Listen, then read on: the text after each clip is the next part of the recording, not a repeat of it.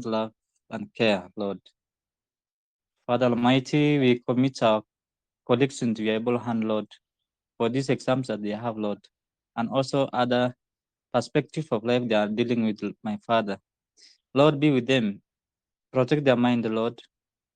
For many have did these exams, Lord, especially these end times, Lord, as they near the exams, Lord, they come with that comes sometimes with some challenges, my Father. We committed them into your able hand, Lord, for you are an able God, Lord. Guide them in every step, Lord. Even as you start this discussion, my Father, give us the mind of concentration and care, Lord, so that whatever we are going to learn, we are going to retain it and also has an effect to our life and also to the patients and the society we are serving, Lord. We pray this in your name, my Father. Amen. Amen, amen, amen. Kasun, umepata maswali? Tunafaa kuendelea na question. Amen, amen, amen. Question 718. Kasun ishuke. Mtu wa score sheet bado hatujapata. Can somebody volunteer to take the score sheet? Kindly. Okay, thanks, God's last born. Kasun, you can give me. Kijana ya speed ndio moderator. Hey. Alright. I hope you said it in a good way. Kasun, maswali? Hamujapata?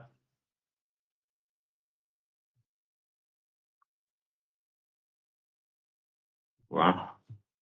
Kuna PDF.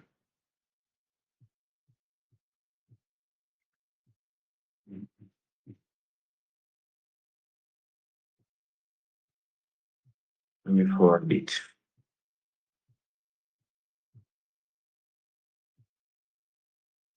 Ndio hiyo forward.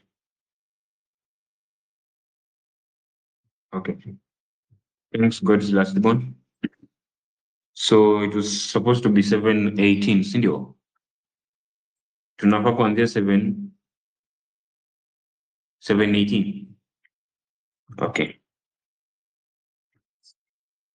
718 says, after striking his head on a tree while falling from a ladder, a young man aged 18 is admitted to the emergency department. He is unconscious and his pupils are non-reactive. I repeat, after striking his head on a tree while falling from a ladder, a young man age 18 is admitted to the emergency department. He is unconscious and his pupils are non-reactive. Which intervention will be the most dangerous for the client? Which intervention will be the most dangerous for the client? A, perform lumbar puncture. B, elevate the head of his bed. C, give him a barbiturate. And D, place him on mechanical ventilation.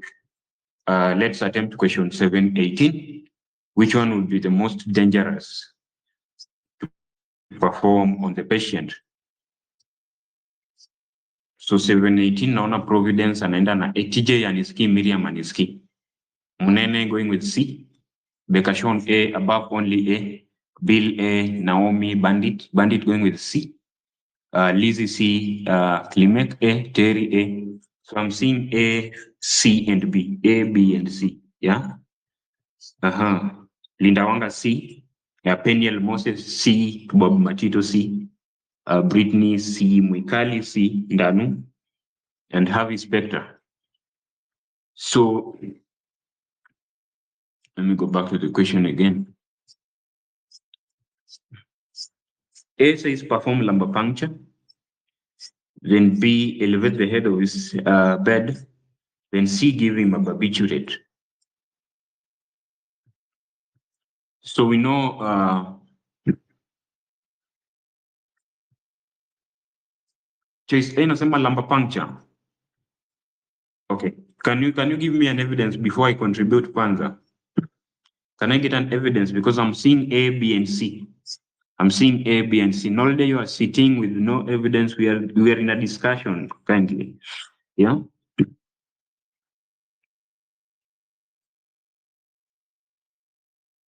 So what will happen if you perform a lumbar puncture in a patient who has a severe head injury and is unconscious with an reactive pupils? What will happen when you do the lumbar puncture? You're going to increase intracranial pressure, yeah. So if you perform a lumbar puncture on this patient, ICP is already high. It's not that we are going to increase. So the sudden release of the pressure in the spinal column will create a vacuum effect. Mnajua hiyo? It will create a vacuum effect, yeah. Already akona head injury, so there is ICP already, sawa. So tukifanya lumbar puncture, the ile spinal fluid yenye itakuwa imetolewa ita create a vacuum effect, yeah. So which can cause what condition, which is going to cause the brain herniation, sawa, yeah. So in brain herniation, the brain is literally sucked down through the foramen. From which foramen? Which foramen? In brain herniation, foramen magnum. Yeah, thank you, acetaminophen. I see you people, Miva. Yeah. So this one will now crash the brainstem, which is going to controls now the breathing and heart rate. So it's been asema elevate the head of bed. Elevate the head of bed. I think that is very appropriate, Cindy.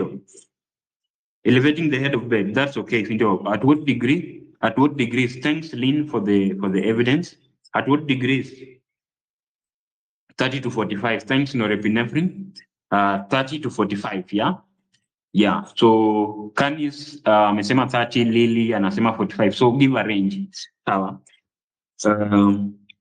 C says give him a barbiturate. Give him a barbiturate. Is that okay? Is giving barbiturate okay? Is giving a barbiturate okay? Yeah, it's okay, sindio.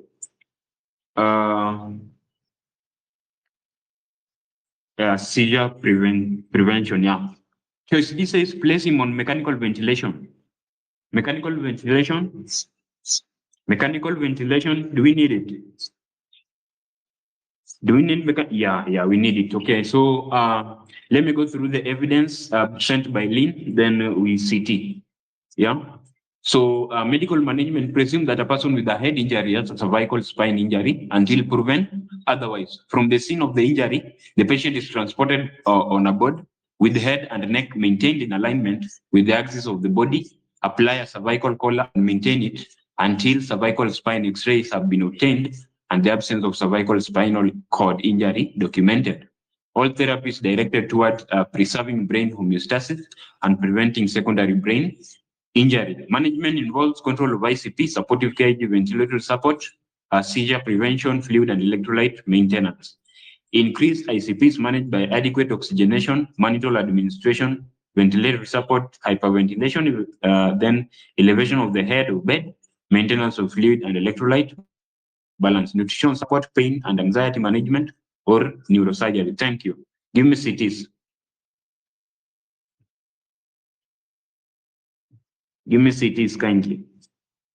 I hope the evidence is very clear. Everyone is getting me. So as we continue, rules still stand. Don't answer before I finish reading the question and the options. And also don't bring in unnecessary questions until I say otherwise, yeah? Yeah, so let's maintain the discipline so that we move fast. Next question, Kasun, I hope umejiset. Next question.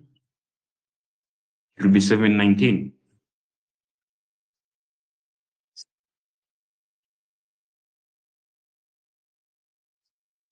Okay, thanks, Kasun. 719 says, a male client is admitted with a cervical spine injury sustained during a driving accident. When planning this client's care, the nurse should assign highest priority to which nursing diagnosis. I repeat, a male client is admitted with a cervical spine injury sustained during a diving accident, yeah? When planning this client's care, the nurse should assign the highest priority to each nursing diagnosis. A, disturbed sensory perception, in bracket tactile. B, self-care deficit dressing, stroke grooming. Then C, impaired physical mobility. D, ineffective breathing pattern. So let's tuanguke na question 719 kindly. Nisome poa, okay, nimesoma poa. I thought it was driving, nikaangalia poa nikaona ni diving, okay. So TJ going with D, MBD, she made it D, DJ D, Bintu D, Bandit, Andrea, Norepinephrine, Kiki, Magdalene, Diwa, Diana,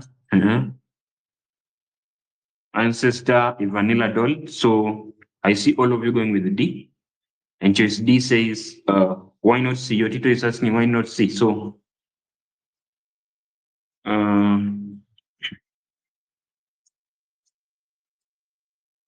C says impaired physical mobility.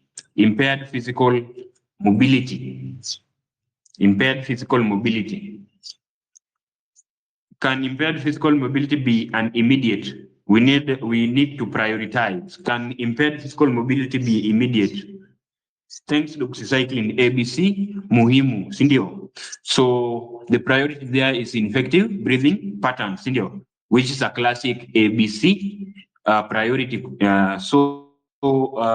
Cervical injuries, especially those at or above which cervical vertebrae zenye zina affect the phrenic nerve, which cervical vertebrae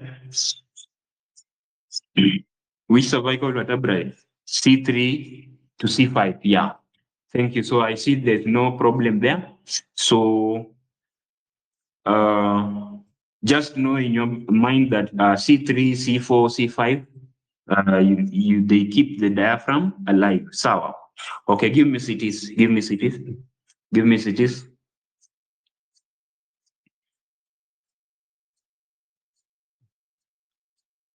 Next question. Thanks, Kasun. Question 720. Demyelination is defined as A, loss of an axon in a neuron, B, loss of dendrites in a neuron, C, loss of a protective sheath surrounding neurons, and D, loss of connective tissue between neurons.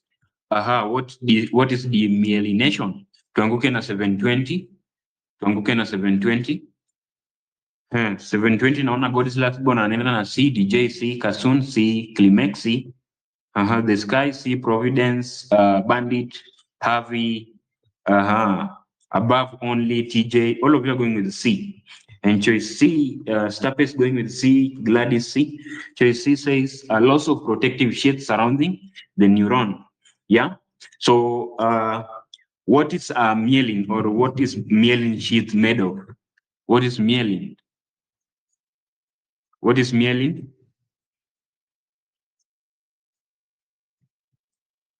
So we know that myelin is just a fatty protective insulating layer that wraps around the neuron, the axons of the neurons. So it will allow the electrical impulse to travel quickly and efficiently. Yeah. So when the sheath is damaged or destroyed, we call that demyelination. Condition here: CNS demyelination, PNS demyelination. Okay. So can be due to underlying processes like multiple sclerosis, what do we call that one? Guillain-Barré, ama ni Guillain-Barré. Guillain ama Guillain. Yeah. Okay, the Schwann cells of the myelin sheaths in PNS, oligodendrocytes from myelin sheaths in CNS. Okay, so I think we don't have any problem. You can give me CTs. Mommy, thanks for the evidence. Thanks for the evidence. You can always go through them later. Give me CTs.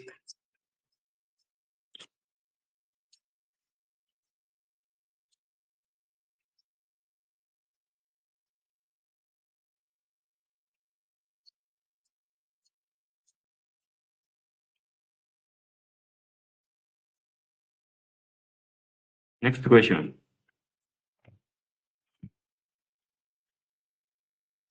Seven 21. Failure of muscle coordination, including unsteady movement and staggering walk, due to disorders in the cerebellum is called, I repeat, failure of muscle coordination, including unsteady movement and staggering walk due to disorders in the cerebellum is called A, anoxia, B, dyslexia, C, paraplegia, D, ataxia. So which is which? Tuanguke na question 721, tuanguke nayo.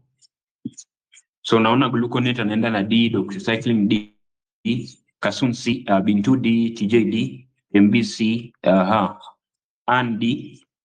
Nishuke chini niangalie huku chini pia.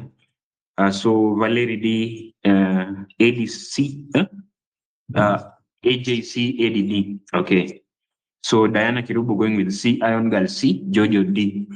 So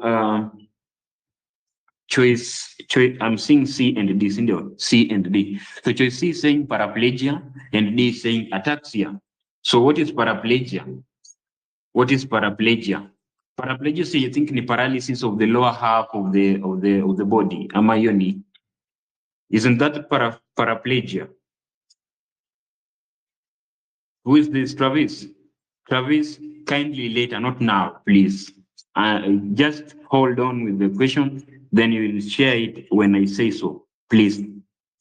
Just take it down kindly. I'm giving you time to take it down, or you will be gone.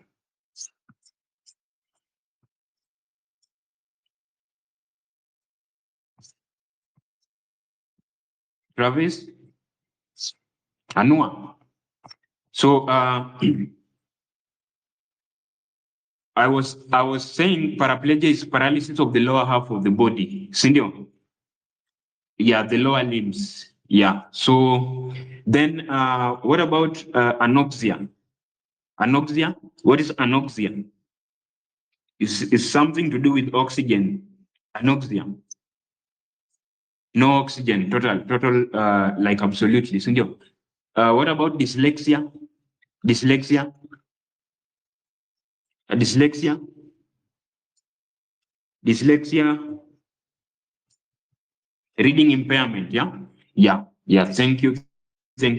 So, so can you give me cities after the elimination, kindly? I think we've eliminated.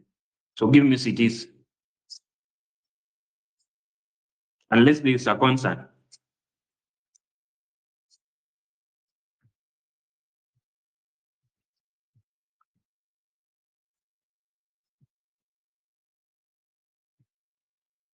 $722 quid.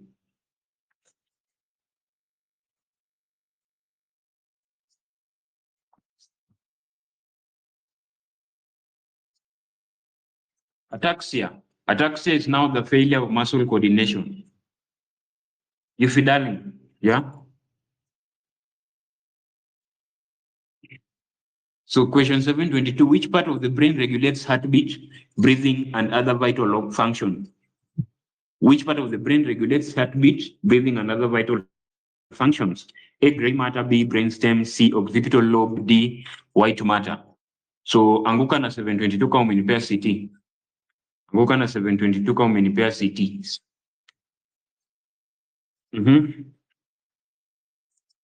Still looking for that contradicting. So there is none.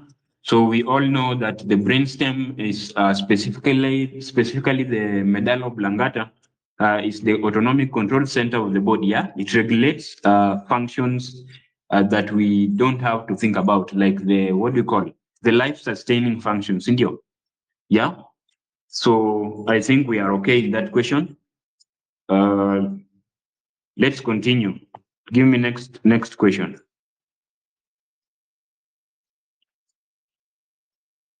Thanks, mommy. Thanks, mommy, for the evidence. Question 723 says common complications of spinal cord injury include each of the following except. Common complication of spinal cord injury include each of the following except. A, pressure sores, B, deep vein thrombosis, C, diarrhea. D, urinary tract infections. Common complication of spinal cord injury include each of the following except tuanguke na 723. Tuanguke na 723. 723. So patients with spinal cord injuries naona watu wanaenda na C. Natafuta hiyo contradicting. So yeah, spinal cord injuries are actually far more likely to suffer from like patients with spinal cord injuries are more likely to suffer from constipation. Sindio? What we call that one, neurogenic what? Neurogenic bowel. Yeah?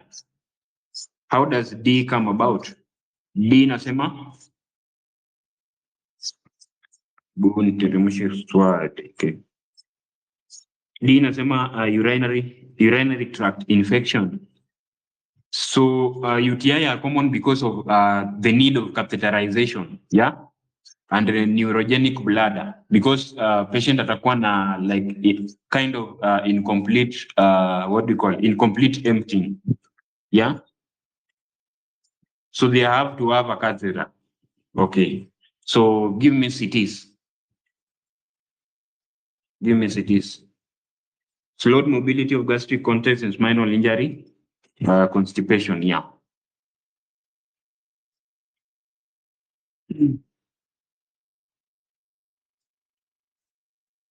I hope you guys are grasping something. So next question. Thanks, Kasun. Question 724. Broca's area is located in the A, brainstem, B, frontal lobe, C, parietal lobe, and D, temporal lobe. Where is Broca's area located? Let's attempt question 724. Naona watu wanaenda na B. A B from, okay, thanks Nanok. From Vabi, doxycycline, God's last born, norepinephrine, Sandra, Natalie, Sue, Evanella Dolly, all of you are going with the B. The Sky, Tokyo, Broca mwenyewe, and the question also involves. So its function is, so what's the function of Broca's area? So I see all of you going with, thanks, she made it for the evidence. Let me go through this. Broca's area is an important part of the language, of language formulation. Even if someone has the motor ability to form the sounds necessary for words, Broca's area is necessary to form and express language. Yeah. So we also have angular gyrus, Wernicke's area, and insular cortex. Thanks, she made it for the evidence. Another evidence by you, Darling. I'm going to go direct to the to frontal lobe, problem solving, planning, personality, and movement. Then parietal lobe, touch and sensation, spatial awareness, reading, and math. Where do you have the Broca's area? The frontal lobe, yeah? Okay, thank you. Thank you for the evidences. Can give me CTs. Give me CTs. Thanks, Muffin. Broca's area. Motor, frontal lobe, speech is slow and broken, yeah? Non-fluent. So B for broken words, a bad mother. So me. Okay. Thank you. So thanks, Muffin, for the evidence. I think the CTs are enough, yeah? So give me the next question. The next question, 725. 725. 725 inauliza Wernicke's area is located in the A, brainstem, B, parietal lobe, C, temporal lobe, D, frontal lobe. Tuanguke nayo. They are sharing evidences with the previous question. So 725 naona Kasuna anaenda na C, Alain C, Harvey Specter C, Nanok C, Taeni, Dragon Nurse, Cinnamon, Ancestor, Naomi, Boke. So all of you are going with C. All of you are going with C. In language comprehension, aphasia in Broca's area is affected. Okay. So C says temporal lobe. We know that Wernicke's area is located in the posterior temporal lobe, sindio? Usually on the left side. Am I wrong or right? Wernicke's area located in the posterior temporal lobe, especially on the left. Yeah? Right. Ni right ama left? Who is this now? Yeah? Ni right ama left? Ni left. I'm very sure it's left. And some can you really? Yeah, so it's responsible for the language comprehension. It's responsible for language comprehension, like understanding what is being said. Zote na Broca ni left. Okay. So what happens when there is damage in the Wernicke's area? Yeah, it will result in which condition? Wernicke's area, damage to the Wernicke's area, ataxia. Ataxia. Wernicke's aphasia, sindio? Yeah, Wernicke's aphasia, where we have where the person can speak fluently, but the words don't make sense. Many people can really describe it as a word salad. Yeah, receptive aphasia. Yeah, you people are bright, but hey, receptive of aphasia. So I think that's okay. That's okay. Thanks, darling, for forwarding this. Wernicke's area corresponds primarily to Brodmann area 22 adjacent to primary auditory cortex. But can you give me CTs basi? Wernicke's encephalopathy ndio hiyo. Hiyo ni alcoholism. Wernicke's Korsakoff syndrome. Give me CTs.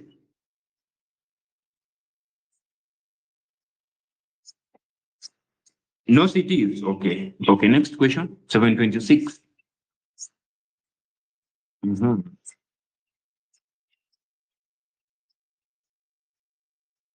Thanks, Kasum. 726 says, the presence of ptosis suggests damage to cranial nerve.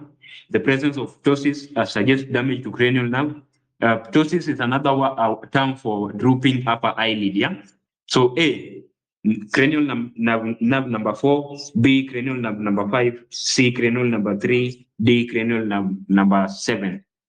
So which is which? 726 tuanguke nayo.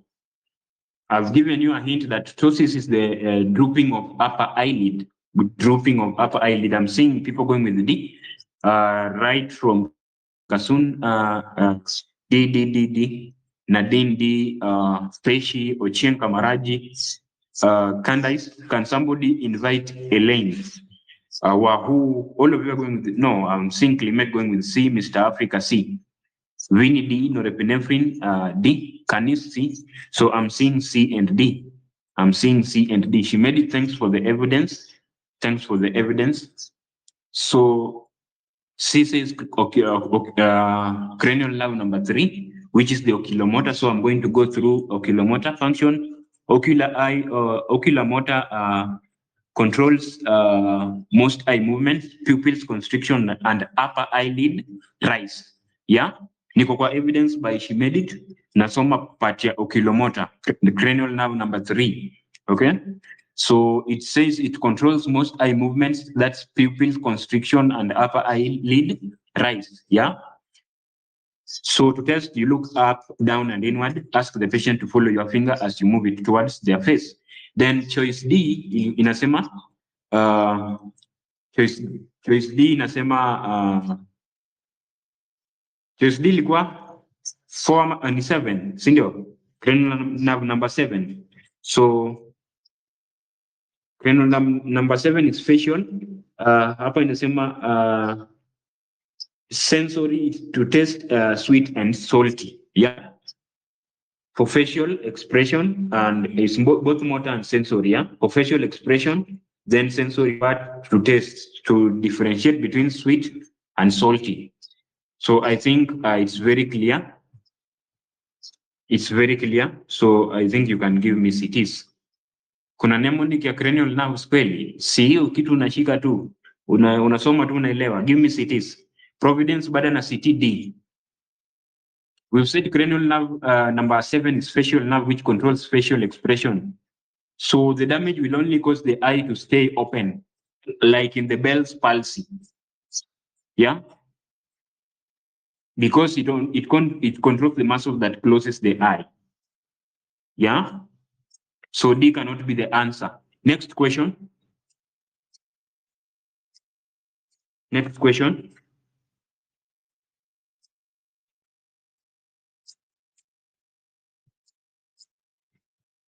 Thanks, Kasun. That should be 727. So 55-year-old man complains that he sometimes has sudden pain on one side, yeah, of his face. A 55-year-old man complains that he sometimes has sudden pain on one side of his face. It lasts up to 2 minutes. The pain is excruciating and feels like an electric shock. He states it happens when he shaves and sometimes when he is chewing food. Upon physical exam, you notice the area of the face he points to is the area of distribution of the fifth cranial nerve. He is otherwise healthy and does not take any medication. You ask him if he has ever had shingles and says no. The most likely diagnosis is so A, temporomandibular, let me zoom it, joint dysfunction. B, cluster headache. C, Bell's palsy, cranial nerve 7. Then D, TIC, Douloureux. Which one is that? So let's attempt question 727. Let's attempt question 727.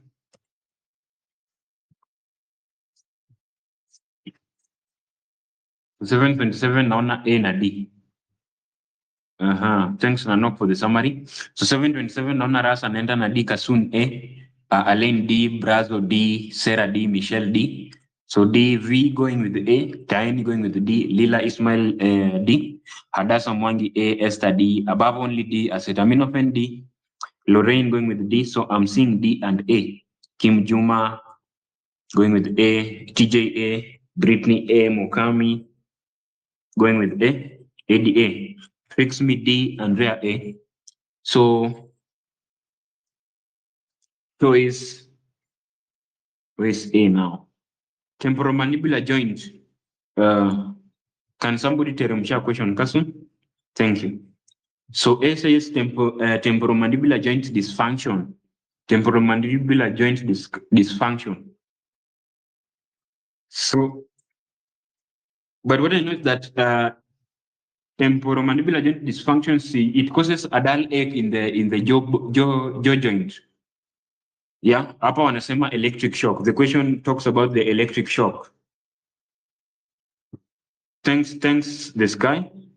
Trigeminal neuralgia, that's, I think, inflammation of the fifth cranial nerve, can be due to compression or degeneration, may result in a condition called trigeminal neuralgia or tic doulourex. Yeah, doulourex. Okay, this condition is characterized by recurring episodes of intense stabbing, severe excoriating pain radiating from the angle of the jaw along one or more branches of the trigeminal nerve on one side. That's cranial nerve number 5, yeah? So usually involves maxillary and mandibular branches and rarely in the ophthalmic divisions, yeah? Usually above 50 years and more in females. Thanks the sky for the nice evidence, very direct. More evidences by Lorraine Marie. Trigeminal neuralgia is a condition of the fifth cranial nerve characterized by paroxysms of pain in the area innervated by any of the 3 branches, but it most commonly occurs in the second and third branches of the trigeminal nerve. The pain ends as abruptly as it starts and is described as a unilateral shooting and stabbing sensation. The unilateral nature of the pain is an important diagnostic characteristic. So it is associated involuntary contraction of the facial muscle. It can occur sudden closing of the eye or a twitch of the mouth, hence the name tic doulourex. That's painful twitch. Thank you, Lorraine. Evidence again from Brunas by Lynn.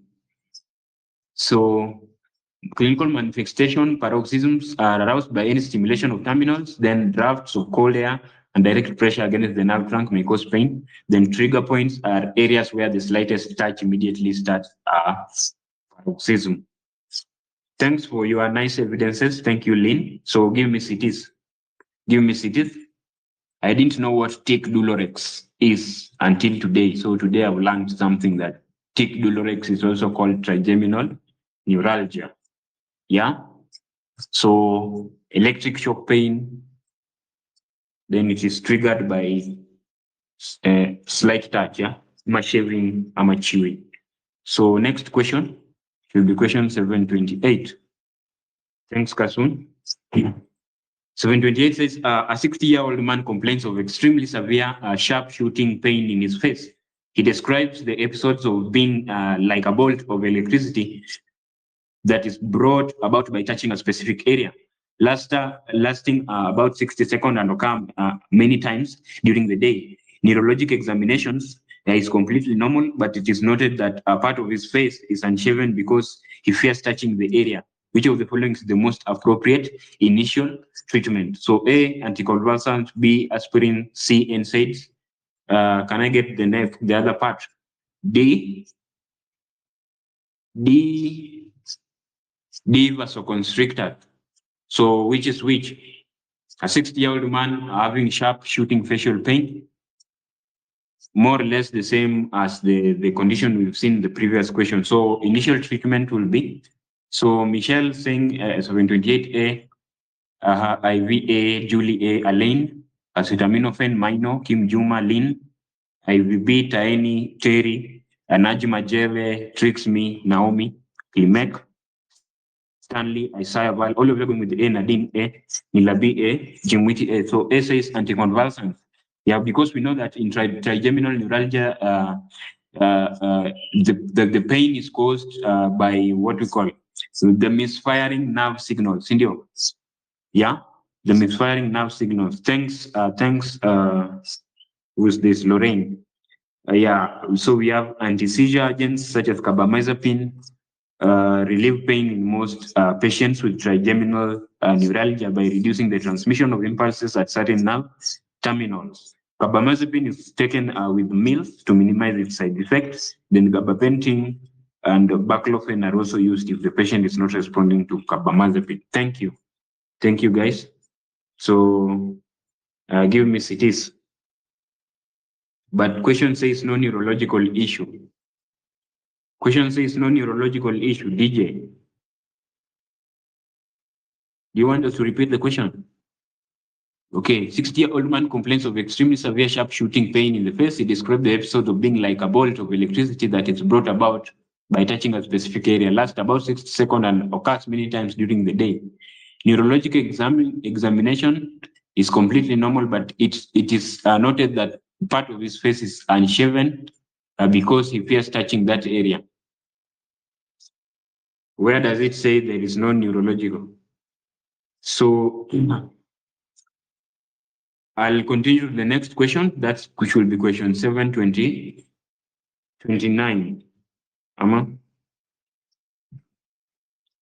729. Okay, which of the following functions are controlled by parasympathetic system? Which of the following functions are controlled by parasympathetic system? Yeah, is it pupil constriction? Is it acceleration of the heartbeat? Is it stimulation of sweat glands? Is it contraction of hair muscles? Tuanguke nayo. Tuanguke na 729. Tuanguke na 729 kama tume-CT. 729 kama tume-CT, kindly. Parasympathetic nervous system or stimulation. Remember, rest and digest. Yeah, rest and digest. Yeah, so I see everyone going with A. Everyone going with A. So A says pupil constriction. Yeah, we know that parasympathetic nervous stimulation involves rest and digest because the job is to conserve energy and maintain a quiet body function. Yeah. So we are going to constrict the pupils to focus on near objects. Yeah. And then the heart rate is going to be slowed down. Then what about digestion? What's going to happen to digestion? Digestion. Thanks for the evidence. Thank you for the evidence, guys. I want you to brainstorm. Yeah, digestion is increased. Yeah, Thank you. I think we can move to the next question. Yeah, the GI system is activated. Yeah. Can you give me next question? 7:30. Thanks, Kasun. Which of the following is not a probable sign of the second stage of labor? Which of the following is not a probable sign of the second stage of labor? A, uterine contraction. B, no cervix felt on vaginal examination. C, rupture of membranes. And D, bulging of the perineum. Hii pia tuanguke nayo 7:30, tuanguke nayo kama umenipea CT. 7:30 unaanguka nayo kama umenipea CT. So I'm seeing 7:30 C, I'm seeing A, I'm seeing C, B. So I'm seeing A, B, and C. I'm seeing A, B, and C. Do we need an evidence? Can you guys give me an evidence? Which one of the following is not a probable sign of the second stage of labor? Yeah, of the second stage of labor. So A, hebu teremsha swali Kasun. A iko wapi? A ilikuwa uterine contraction. Hebu teremsha. Yeah, so A inasema uterine contractions. So uterine contractions, when do uterine contractions become more intense? When do they become more intense? When do in the second stage, yeah, to push the baby out, yeah. So that one hiyo iko, si ndio? Uterine contraction iko, sa? So that one is right. B nasema no cervix felt, iko wapi hiyo B? No cervix felt on vaginal examination. No cervix felt in vaginal examination. That means it's now 100% effaced, si ndio? 100% effacement, yeah? Yeah, so effacement is very true. Iko, si ndio? Iko. True or false? Iko, si ndio? So that one is correct. C inasema rupture of membranes. Rupture of membranes. Rupture of membranes. Thanks, Cinnamon. Presumptive sign, dilatation, gapping of the anus, expulsive uterine contraction, rupture of the pores, then show appearance of the presenting. But then we have confirmatory signs, no cervix felt on VE. Okay. So uterine contraction is right. Hata mama kona os close has uterine contraction. Yeah. That's very right. What about C? The rupture of membranes. Which one is not a probable really? Rupture of membranes. So we know that the second stage of labor begins when the cervix is fully dilated, yeah? Like at 10 centimeter. Then it ends when the baby is delivered. That one is basic. So rupture of membrane usually happens before ama after imeanza. Yeah? When do membranes rupture? Is it in the first stage or second stage? Before, sindio? D nasema bulging of the perineum. Bulging of the perineum. I think this happens when the baby's head is descending deep into the birth canal. Yeah? So, any point? So, iko, sindio? So, juu tume eliminate, tumebaki na gani? C, sindio? Give me CT. Give me CT. Still reread the question. Question nasema not a probable. Not a probable, kindly. Yeah? 5 more CTs.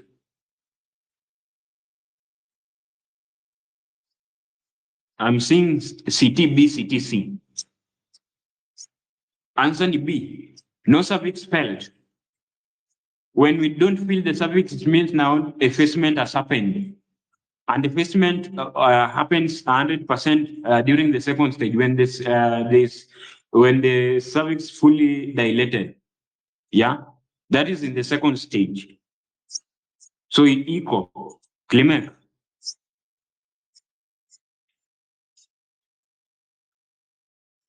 Question now, Lisa, which one is not?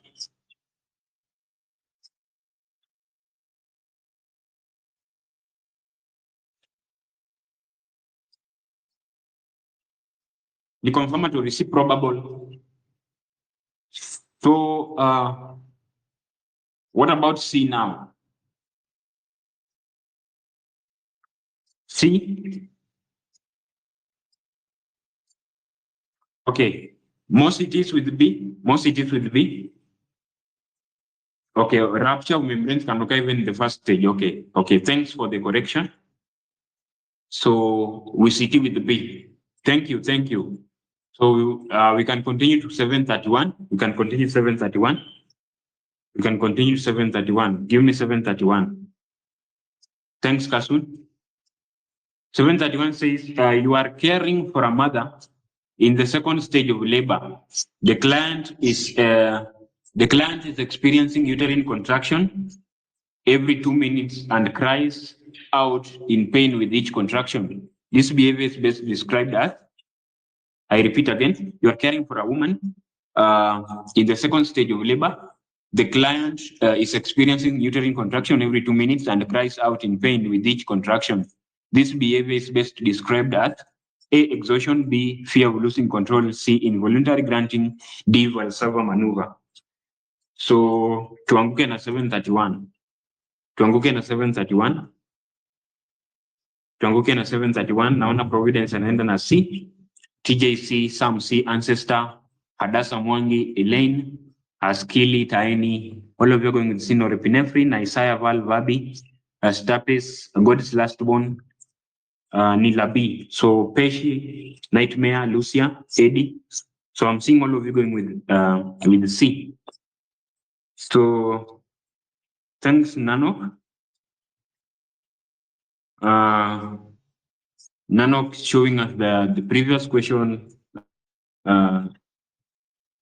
was confirmed with C. So let us finish kwanza na 731, then we'll go back there. So I see everyone in 731 going with C, and C says, the copy question.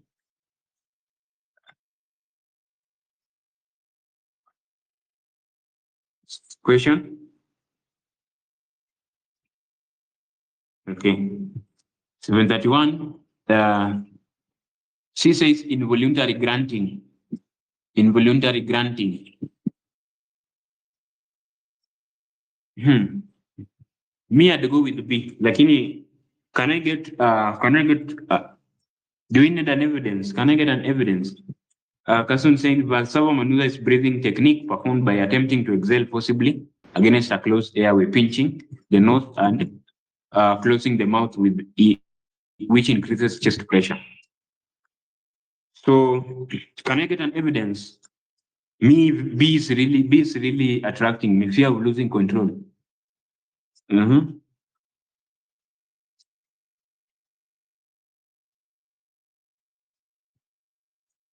Crying out with each contraction. If B is correct, but C, bulging perineum is also correct, Ama.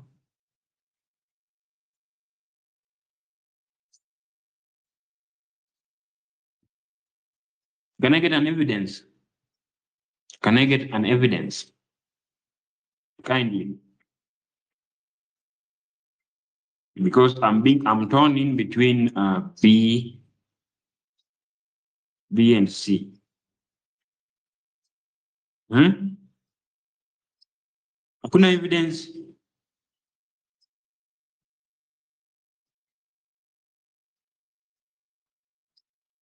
We know that in the second stage of labor, the physical intensity reaches its peak. Like I think it's B because in second stage, the mother has no control over the labor because it's expulsive. Yeah, that's when we have the emotional responses like crying out. Then they feel overwhelmed, isn't it? Still, you are saying, see, bring an evidence kindly. Let's argue with evidence and facts. Please, can you get an evidence?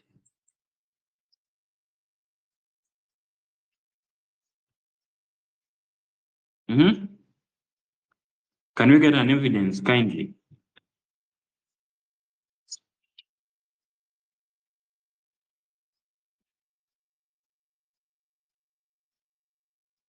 Okay, expulsive uterine contraction. Thanks, I'm reading an evidence by Art. So presumptive evidence, expulsive uterine contraction. Some women feel a strong desire to push before dilatation occurs. Traditionally, it has been assumed that an early urge to push will lead to maternal exhaustion and or cervical edema or trauma. More recent research indicates that the early pushing urge may in fact be experienced by a significant minority of women, and that in certain circumstances, spontaneous early pushing may be physiological. It is not clear whether these findings are influenced by factors such as maternal fetal position or parity, and there is not enough evidence. Where else should I read?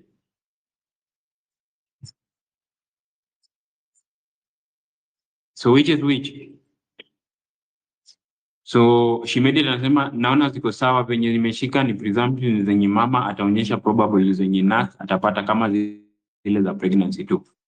So to treat rapid heart rhythms, I think SVT. This one is you're talking about what do you call it?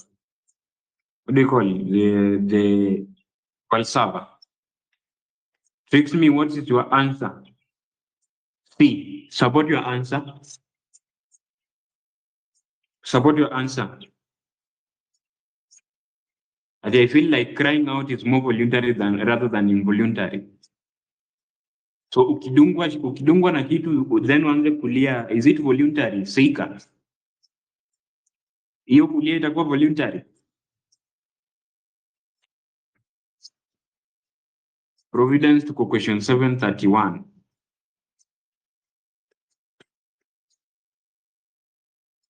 But in second stage, with the same much in voluntary.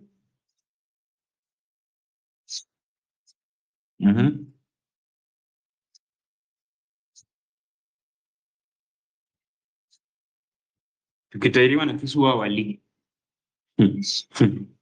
You guys, can you give me cities? Can you give me cities?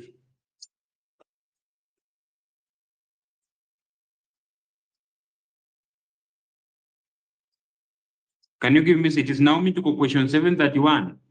Can you give me cities kindly? I'm still seeing CTB, CTC. I'm still seeing CTB, CTC. So which is which?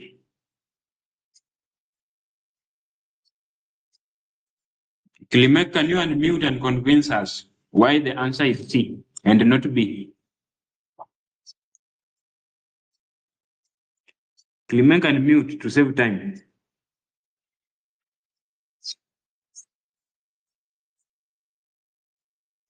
You're traveling, okay. Okay.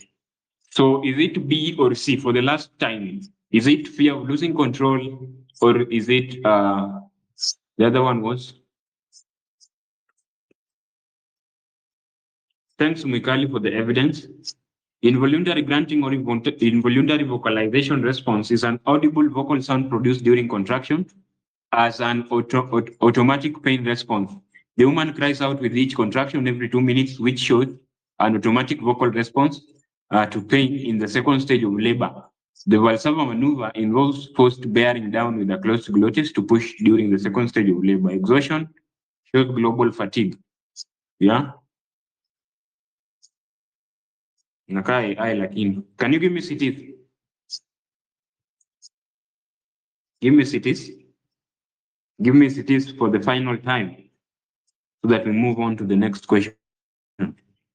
More cities? Cities. Okay, next question.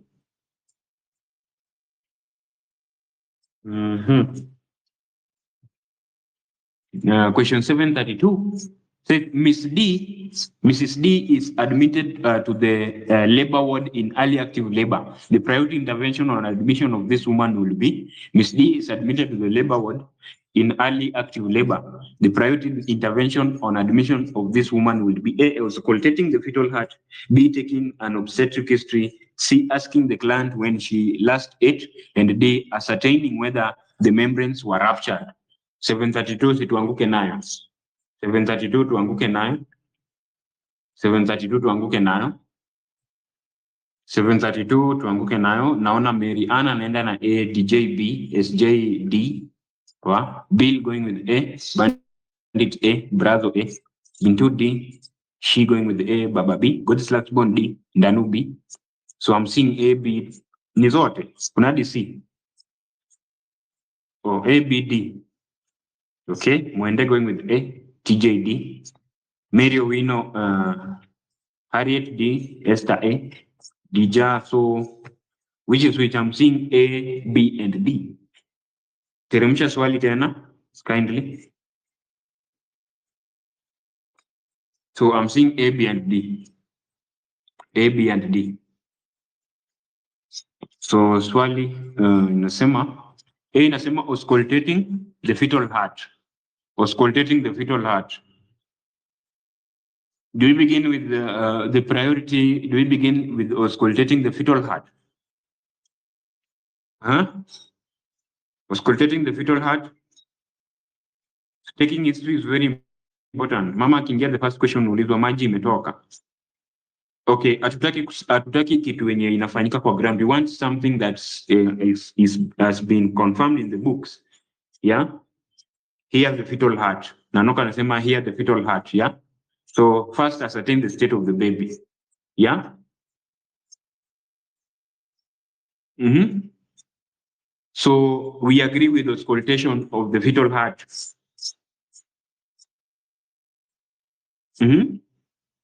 No. The mother is in early active labor.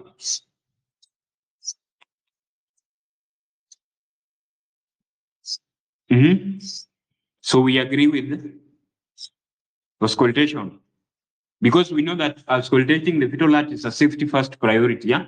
So upon admission, you do the first priority. We establish the well-being of the baby. Sindio? Priority on admission meaning history is already taken. Thank you, Nano. Yeah. Yeah, ako active stage, so lazima ujue mtoto ako aje kwanza. Yeah.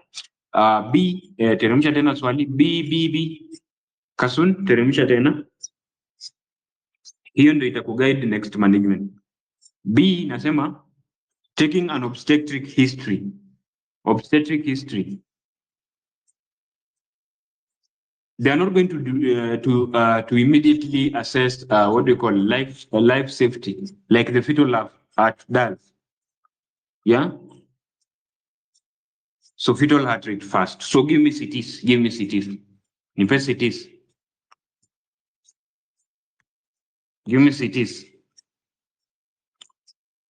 More cities. Mbona A inatoa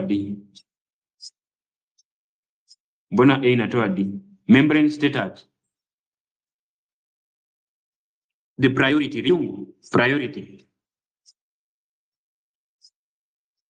Next question.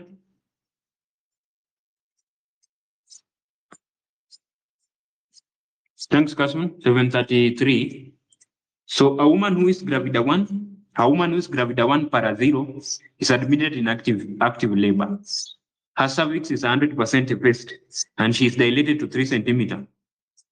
The presenting part is at +1 station. The midwife is aware that the fetal head is. I repeat, a woman who is gravida 1 para 0 is admitted in active labor.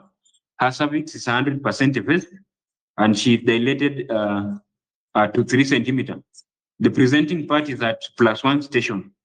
The midwife is aware that the fetal head is A, not yet engaged, B, entering the pelvic inlet, C, below the ischial spine, D, visible at the vaginal opening. Anguka nayo. So the catch, I think, iko hapo kwa +1. Yeah? They are testing on your knowledge on the descent. So Kasun going with B, Bintu C, Kigen C, Ancestor C, Frida C. Winsem C, Nazi doxycycline C, Little Nas, Ancestor, she made it. Elaine, Queen, Vicky, Kodera, going with C. So nimeona B na C. Mommy in evidence here.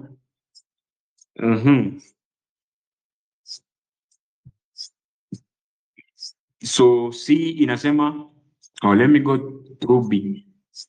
B, can I hebu teremsha swali, niangalie hiyo B na C. Now not going with C, Chaba C, big fish, C. So B is saying entering the pelvic inlet. But see, I think entering the pelvic inlet happens much earlier, maybe at -3 or 4. Am I correct?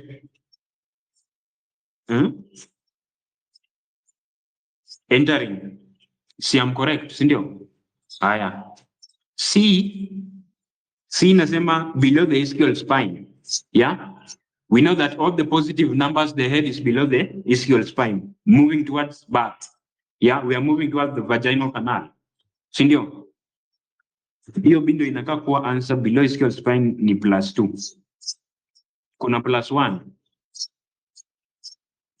At the level of ischial spine is 0. She made it.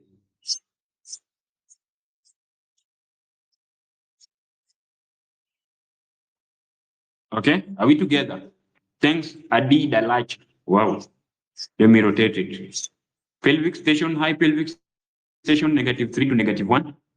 Not engaged above the whatever maternal ischial spine. The mid pelvic station engaged. Low pelvic station +3 to +1.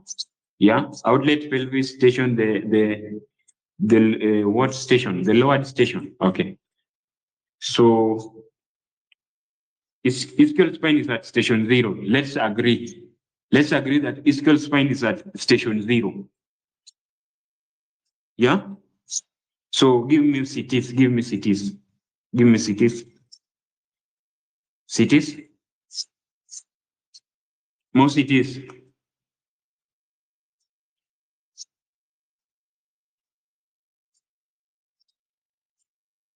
Just no positive class on your way out, yeah? Minus ni bado ndani. Next question. 734 ikuje.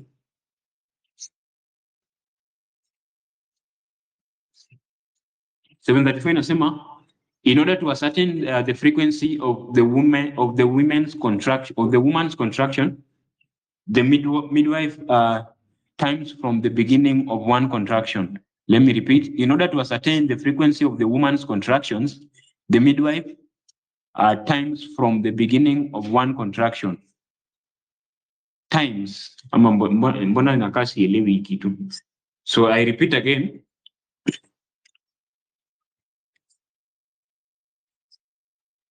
In order to ascertain the frequency of the woman's contractions, the midwife times from the beginning of the contraction, A, until the time it is completely over, B, to the end of the second contraction, C, to the beginning of the next contraction, D, until the time the uterus becomes very firm.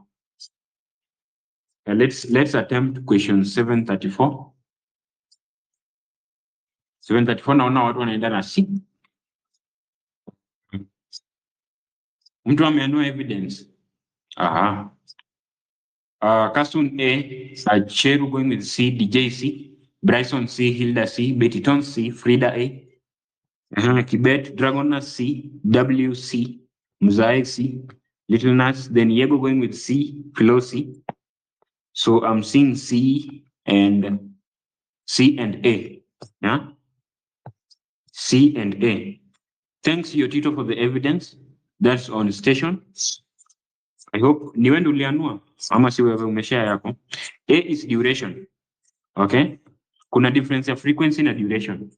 So teremsha swali Kasun. Okay, thank you, nimeiona hata. So A inasema until the time it is completely over. Until the time it is completely over. I think that one is describing duration, not frequency. Yeah. The question is testing on frequency, where we measure from the beginning of one contraction to the beginning of the next. Yeah. Duration is measured from the beginning of one contraction to the end of the same contraction. Yeah. To the end of the same contraction. Get the difference. Am I right? Am I right that duration we measure from the beginning of one contraction to the end of the same contraction? Yeah? Yeah, then frequency now we measure from the beginning of one contraction to the beginning of the next. Sindio? Aya, B inasema Hiyo B iko wapi? Teremsha tena swali Kasun.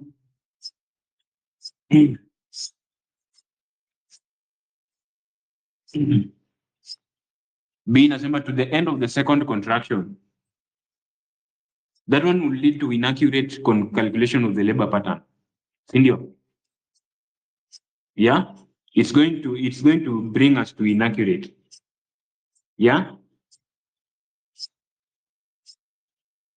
True or false? To the end of the contraction, like of the second contraction, this is going to be very inaccurate. Yeah? So give me CTs.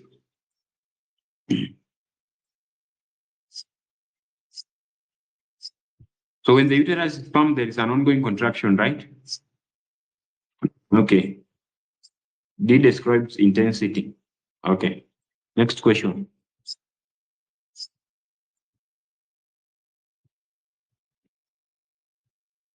Question 737. Yeah. So 737, which one of the following assessment data can be determined by examining the fetal heart rate?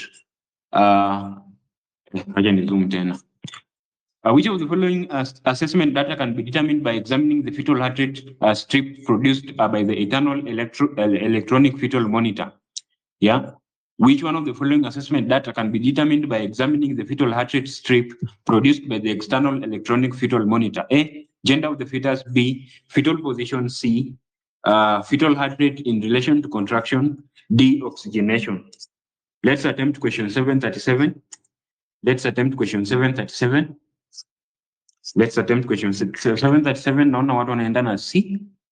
Kipchirchir, V, Bandit, Brazo, Sabigal, Neogenesis, Tricks me, all of you are going with C. Marian, Lori, Lila Ismail, Julie, Bryson, Chair, Norepinephrine, KK, Mukami, Lynn, Hadassah, Valerie, going with C. So I'm not seeing any contradicting the sky, going with C, Broca C, Climex C, Vivian Otieno C, above only C. Yeah, all of you are going with C, so I presume Naijua. So C says fetal heart rate in relation to contraction. Yeah. So we know that an external monitor has two parts. Yeah. An external monitor has two parts. Are we in agreement? Yeah. Kuna D. Okay.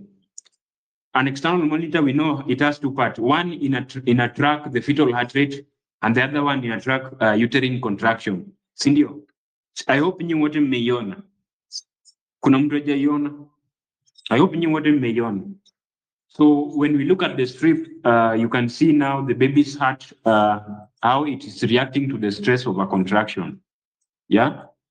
So I think you can give me CTs. Give me CTs. D, ule mtu wa D alikuwa anasema, D ilikuwa inasema. Hebu teremsha swali. Hiyo D, kuna mtu alisema kuna mtu wa D. Hebu teremsha swali. We've skipped some questions. Which one?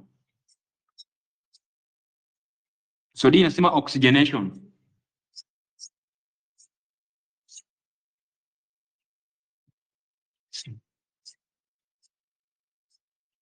Electronic fetal monitor. Is it going to show oxygenation too? 35, 36, okay. Kasunu ukizipata utaziteremsha tu. Yeah? Ukizipata utaziteremsha. Ama ziko. They are blurry, sawa. Hizi ziko Kenya kweli? Iko. Niulize wapi? So 737 university basi.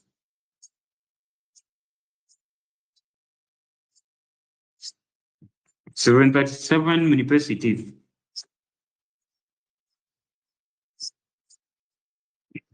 Kasun one more time ni teremshe swali. JJ ametuma evidence cardiotocography, electronic monitoring of fetal heart done to observe the response of fetal heart to uterine contraction during labor. Yeah, thank you. Thanks, Kasin. Hai ni Mo, waje, ulinipotelea? Ulipotea wapi? 738 says, Miss Peters is experiencing contractions every 2 minutes. Yeah, she is at which stage of birth?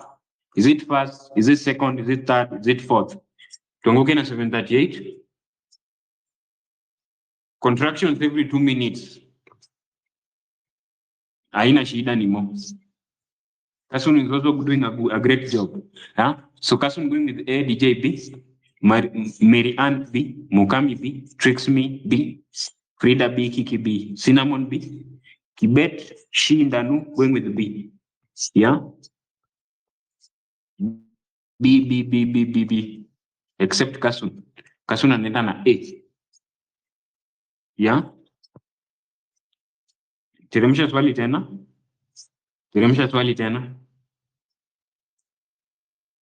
She's experiencing contractions every 2 minutes. She's at which stage? A inasema first, B inasema second. So which is which? Kasun might be right. So which is which? Can we get an evidence? I think it's the transition phase. First stage, but the transition phase transitioning to the second. Ama. Strongly how long? Because we know contractions that are happening every 2 minutes are happening in the transition phase. So transition iko kwa first ama second. They are less frequent. First stage, they are less frequent. That's what I know. But I know hii inakwanga kwa transition. Transition phase sijui kama iko second ama first. Hapo ndio sasa mtuambie. Na hii nasema first, ile anasema first. Transition stage ni first, si ndio? Haiko kwa options, but when you read it, you just know that it's second. It's transition. Kipchirchir.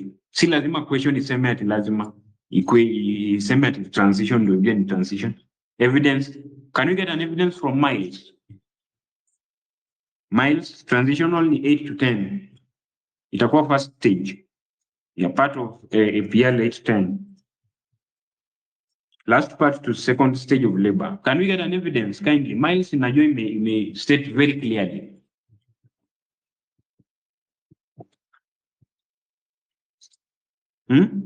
Second stage is marked by full cervical dilatation.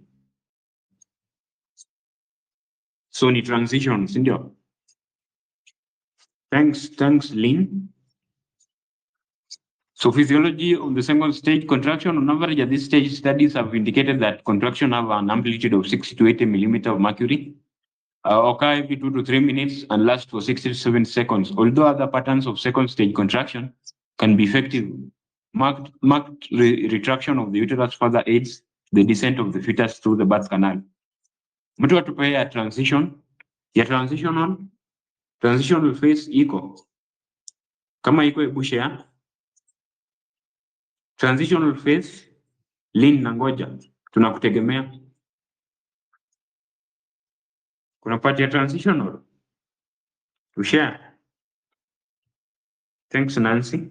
Transitional phase of labor is the first stage of labor is from when the cervix is around 8 centimeters dilated until it is fully dilated or until expulsive contraction associated with the second stage of labor are felt by the woman, yeah?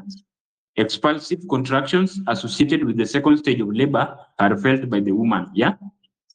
Take note of that. There is often a brief lull in the intensity of uterine activity at this time.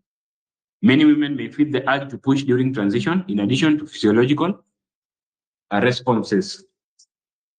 So I think that is very clear. Thanks, Lynn. Transition, loss of control, panic, yeah. So manifest it is bad. Manifest teach also with another evidence. Thank you.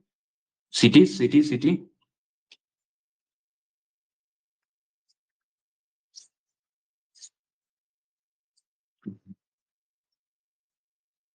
Next question.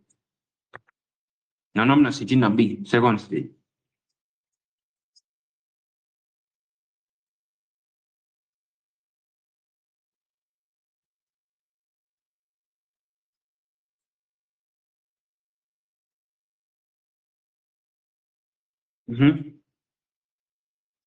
Is it B or A? Mnasitina B, lakini pia mimi naichukulia kama shingo upande. Go on, she made it. Evidence imesema B, ndio? Okay, Ongea I'll tena. go with B. I'll go with B because when the woman is transitioning to second stage, like ukimpeleka sasa kwa hiyo lithotomy bed, it doesn't mean that the contractions zimeisha. Hizo contractions ndio zitasaidia ku-expel the child. So I think B is most correct. Hapo ndo contractions sasa zinakuwa more strong cause bado akipush lazima apush hizo contractions zikiwa. So 2 minutes ni second stage, si ndio? Wamesema 2 minutes ni second stage. Aya, CTs for the last time. For the last time, Miles imeconfirm B, si ndio? Next question.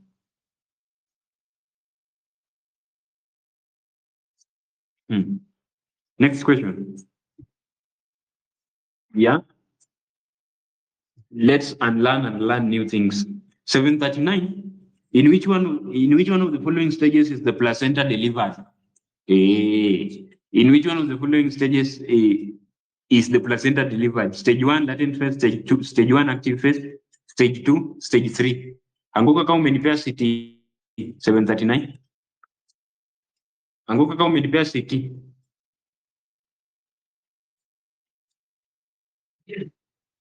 Anguka kama umenipea CT.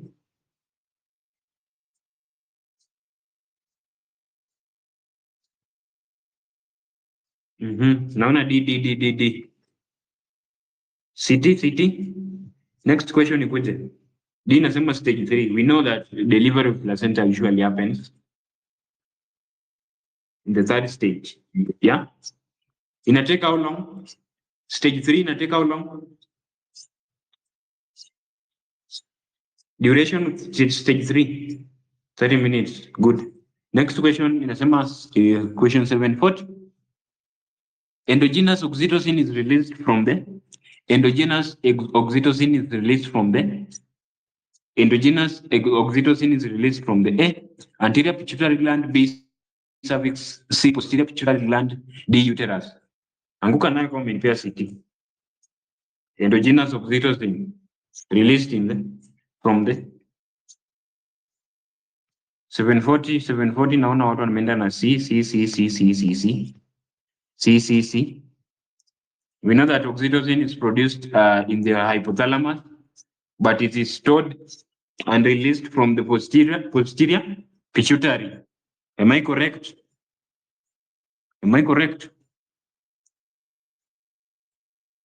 Fourth stage in recovery, ama 1 to 4 hours. So hiyo tunaendelea. Next question 741 ikuje. Thank you Rune, ama ni RUN. 741.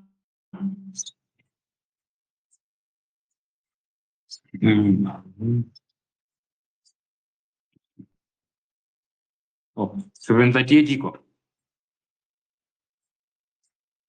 Ama nini mehappen 738 jungle boy? Kuna issue 738. Before we continue, unmute jungle boy. Unmute to save time.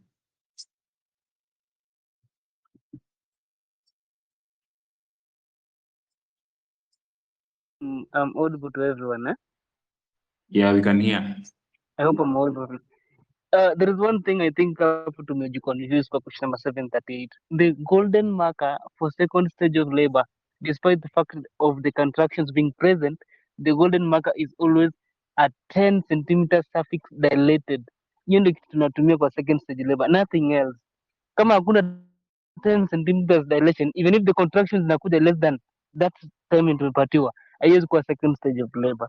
Kwa midwifery, we don't go with assumptions. transition phase of labor is still in the active phase of labor, which is stage 1 before tuingie second. Second stage golden marker Shitoi alisemanga ni 10 centimeters. Hiyo ndio inafungua njia, ndio tuendelee na vitu zingine zote. So let's not confuse that question. I just specify kama that person is fully dilated. But transition phase we have the same timing as the same as second stage contractions, but the difference between the transition phase and second stage ni full cervical dilation. Hiyo ndio the marker, ndio tuseme kama ni second stage. Okay, so 738 from the explanation from Jungle Boy. Thank you, Jungle Boy. So from the explanation by Jungle Boy, can you give me CTs? 738. Mna CT na gani? So I'm seeing A. So mmekubali ni first stage. Okay, clap for Jungle Boy. Clap for Jungle Boy before we continue to 740 what? 742. Yeah, 741. Okay, enough now, enough. Hey, Merosh. Yeah, question 741. Question 741. Question 741. Thanks, Kasun. The midwife is caring for a woman in labor. She determines that the woman is beginning the second stage of labor when which of the following signs is noted.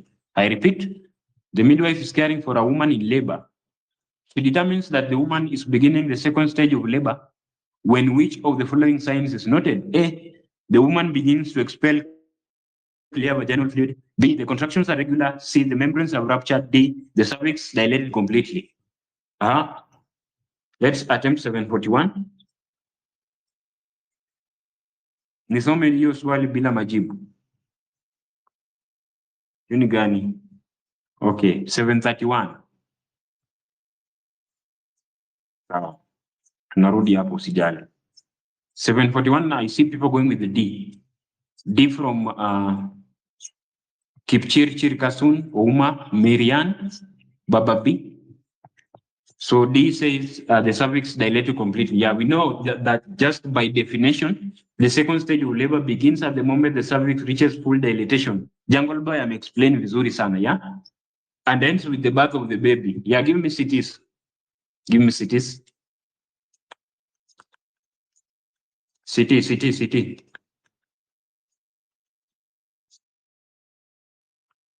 731. Hebu teremsha 731. Kuna mtu alikuwa ameraise issue. 731. 731. Okay. You are caring for a woman in the second stage of labor. The client is experiencing uterine contraction every 2 minutes and cries out in pain with each contraction. Yeah. The behavior is best described as every 2 minutes. Na kwa hizi evidences zingine za hizi questions za chini tumeona every 2 minutes in second stage. So it is described as cinnamon, you raised, cinnamon, ebu unmute to save time.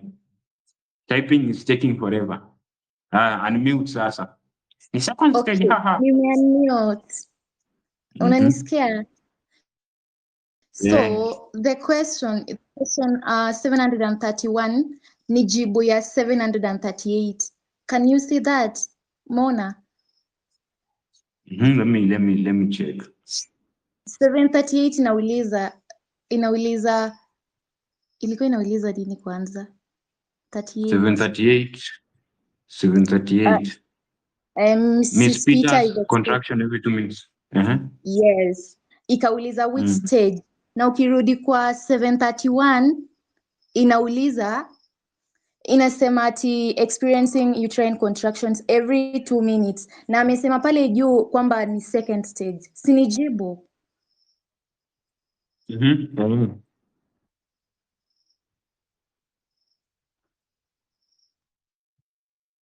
So we are okay now. CTB, sindio?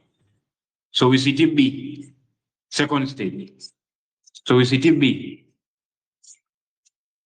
Haya, tuendelee. Tuendelee with our questions. Question 742. Question 742. The midwife cares for a client in labor and prepares to auscultate the fetal heart rate by using a Doppler ultrasound device. Yeah, the midwife cares for a client in labor and prepares to auscultate the fetal heart rate by using a Doppler ultrasound device. The midwife most accurately determines that the fetal heart sounds are heard by A, noting if the heart rate is greater than 140 beats per minute. B, placing the diaphragm of the Doppler on the mother's abdomen. C, performing Leopold's maneuver first to determine the location of the fetal heart. D, palpating the maternal radial pulse while listening to the fetal heart rate. 742. 742. 742 naona cartoon. Okay, sawa shishi. 742C naona kasi unaenda na C, Vivian Otieno B, DJ C, Banazir C, Betty Ton C. Naona C and B. Naona D pia iko. D Alwin anaenda na D, acetaminophen D, Keter D, Abrazo D. So teremsha swali. The midwife most accurately determines the fetal heart rate.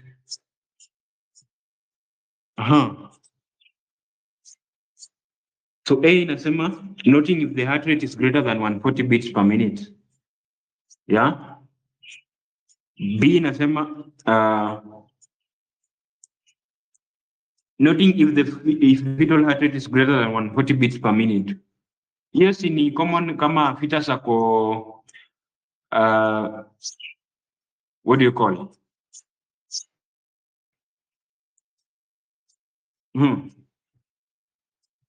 If for a fetus, but if the mother is tachycardic, yeah, kama mother ko tachycardic, si pia fetus atakuwa at 140 ama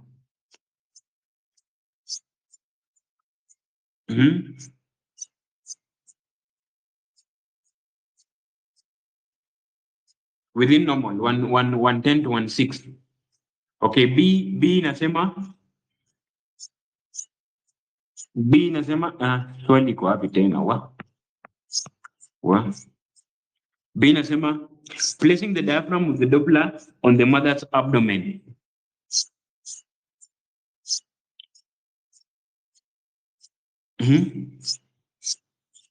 Placing the Doppler on the mother's abdomen. Lakini hiyo D tunatumia kwa Doppler ama fetoscope ama both. Palpating the maternal radial pulse while listening to the fetal heart rate.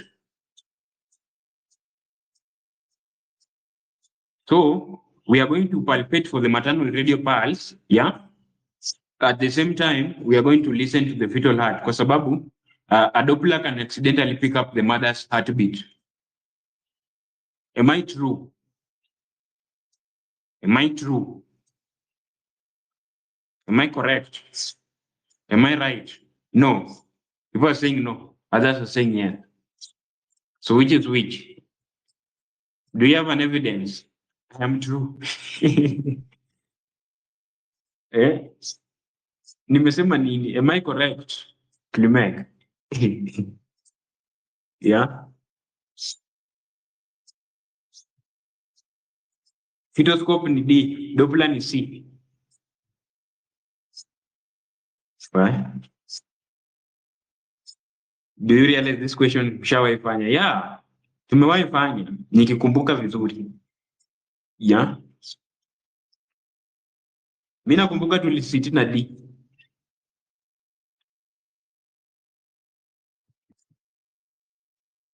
So which is, can you give me cities bas? City, mmekatalia evidence. Give me cities. Naona DJ na city C. RUN anasema inaonyesha D. Palpating the maternal radial pulse while listening to the fetus. Can you give me cities kind?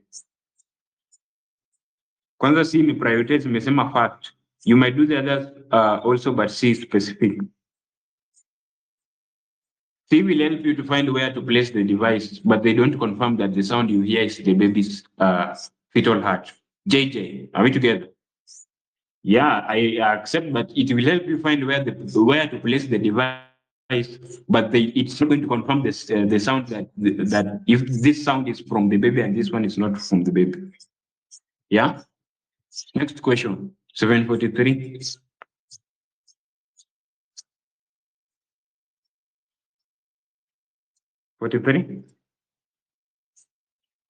The answer ain't complete.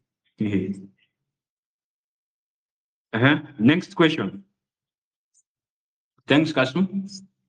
743. When resuscitating an unit who has neonatal asphyxia, after how long should the midwife use an ambu bag? Yeah, you are resuscitating a unit who has neonatal asphyxia. After how long should the midwife use an ambu bag? A, after 30 seconds of oxygen by face mask. B, when the baby remains apneic after 30 minutes of face mask oxygen therapy. C, when the neonate is no longer cyanosed. And D, when the level of SpO2, what is that? PO2 has increased. Let's attempt question 743. Let's attempt question 743. Julie going with B, Lila Ismail B, the Sky B, Ancestor going with B, Kim Juma B, Brazo B, above only B. Naona Miriana anaenda na A, Dija. Okay, Dija going with B. So AJ, so I'm seeing A and B. A and B. A says after 30 seconds of oxygen by face mask. B ilikuwa inasema waiting after 30 minutes. Ebu teremsha swali tena kindly. B inasema aje?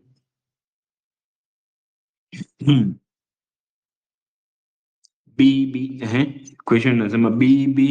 When the baby remains apneic after 30 minutes of face mask oxygen therapy. See, I feel 30 minutes will it's very long to wait. So it will lead to severe brain damage or even death. Ama 30 minutes is very long because we know resuscitation should happen in 30-second increment, like the steps, 30-second increment. Yeah. So can you see it with A after 30 seconds of oxygen by face mask? Because in neonatal resuscitation, remember the golden minute is very key. Yeah. So if a baby is not breathing, meaning the and even has a heart rate below 100 beats per minute after the initial 30 seconds.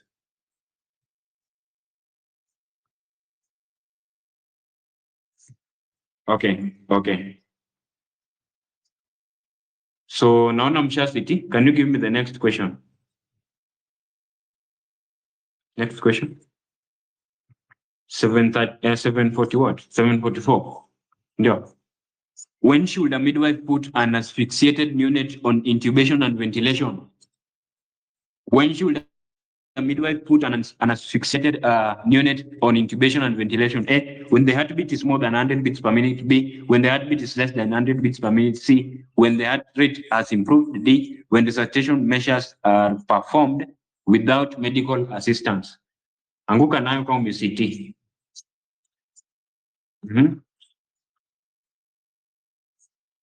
Thanks, Lynn, for the evidence. So naona 744. Mnaenda na B. Mnaenda na B new water. Can I get CTs there? B nasema when the heartbeat is less than 100 beats per minute, yeah? If a unit's heart rate remains below 100 despite effective resuscitation with ambu bag.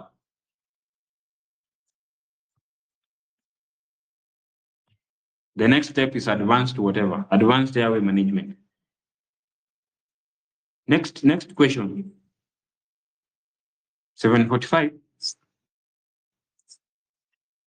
Which neonate from the listed below is at risk of developing severe jaundice?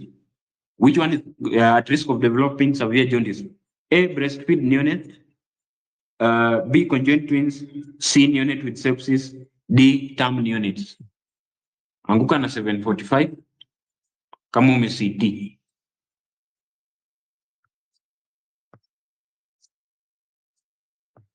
$745 kama umecd. Meringao, I hope una CT the previous one, not this one.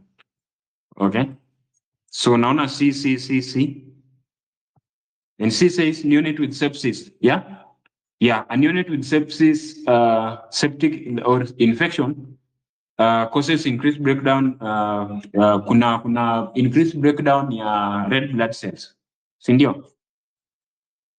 Yeah? I hope you know that.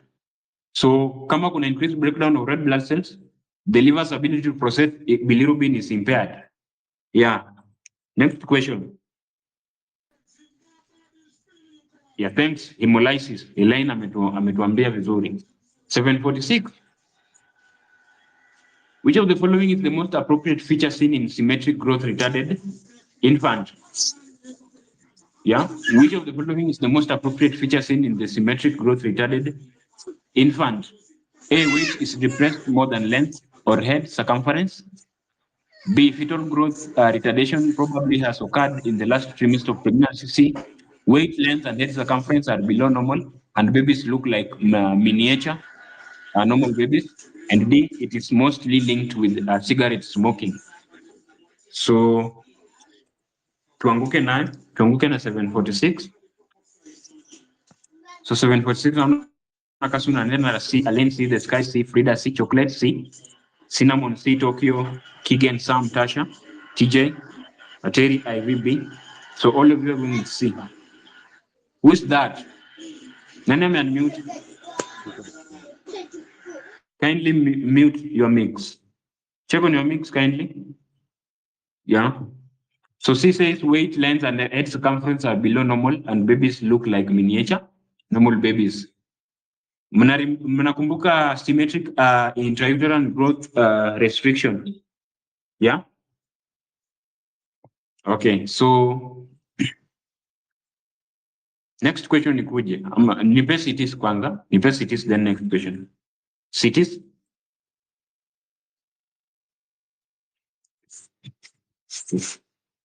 Classroom nazaletanga to next question. 747.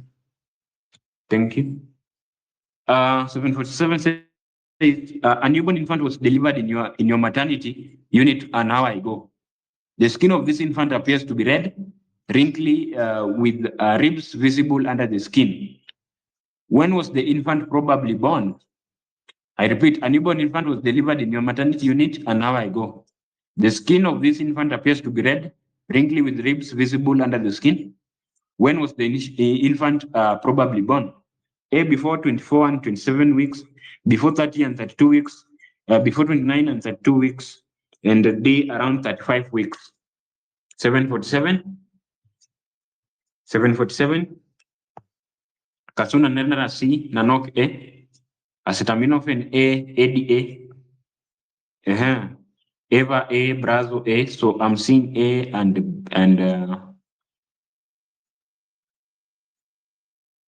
C. Okay. So A, Harriet A, Lila, Aisha, Goody. So I also see Ryung going with C. Goody A, Evanella Doll A. Okay. A says before 27 and before 24 and 27 weeks. And also C kwa wapi hiyo C? Teremsha swali tena. C. C inasema before 29 and 32 weeks. So skin appears to be red, wrinkly, and ribs visible under the skin. So let me see, 20 to 24 weeks. This is evidenced by Eva.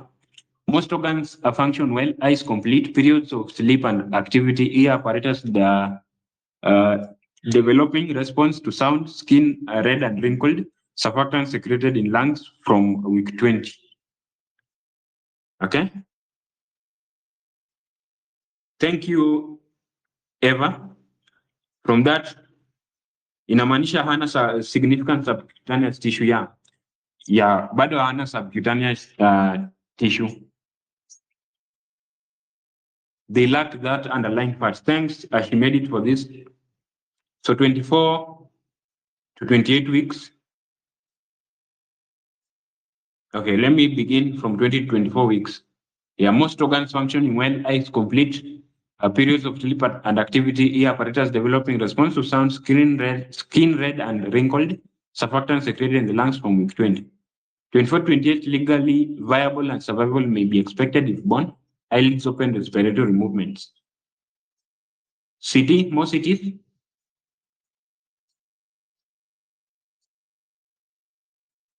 So more preterm, si ndio? Alizaliwa preterm.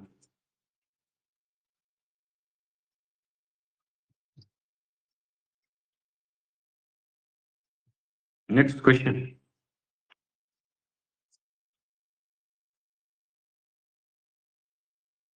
Question 748. Yeah. Which statement is true about meconium? Which statement is true about meconium? A, meconium is first found in the fetal ileum between 20th and 26th week of gestation. B, meconium passage is uncommon before that 6 weeks, but is common in pregnancy beyond 42 weeks. C, in utero passage of meconium is common because the anal sphincter tone is poor. D, all of the above. Anguka na hiyo swali. Anguka na 748. 748 Kasun B, Ismail B, DJ B, AJ Tricks Me, Paul, Danu, Acetaminophen, Camila, Hadassah, Kigen, Naomi, God's last one. All of you are going with the B. All of you are going with the B. B inasema meconium passage is uncommon before 38 weeks, but it's common in pregnancy beyond 42 weeks. Yeah? We know that meconium is usually kept inside the intestine until after birth. Yeah? So kama pregnancy if pregnancy becomes a post-term like that beyond 42 weeks, the placenta begins to age, which can cause fetal what? Fetal stress or distress. Yeah. So now it's the fetal stress that is going to cause the anal sphincter to relax. Yeah. So now the baby is going to pass meconium. Give me CT. Uno anataka evidence. Somebody can tag Uno with an evidence nini miles kindly. Give me CTs.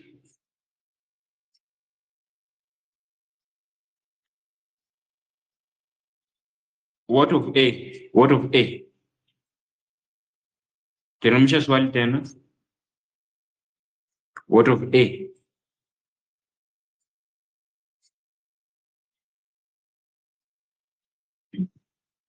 $12 to 16 weeks. Yeah. Arlo amesema 12 to 16 weeks. Yeah. From the evidence by she made it. 12 to 16, rapid skeletal development visible on X-ray. Lanugo appears, meconium present in gut, nasal septum and palate fuse, eternal genitalia fully differentiated to male or female by week 12. Fetus capable of sucking the thumb. Okay? Are we together now? Next question, 749. 749, which of the following is not a diagnostic of twin-to-twin transfusion? Which of the following is not a diagnostic of twin-to-twin transfusion? A, both are of same sex. B, it results from venous communication of both fetuses. C, both are of different growth. D, both are of different amniotic fluid. So 749. Let's attempt 749. Bintu going with D.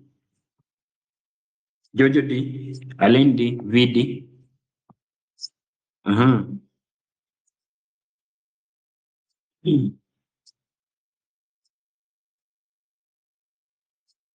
So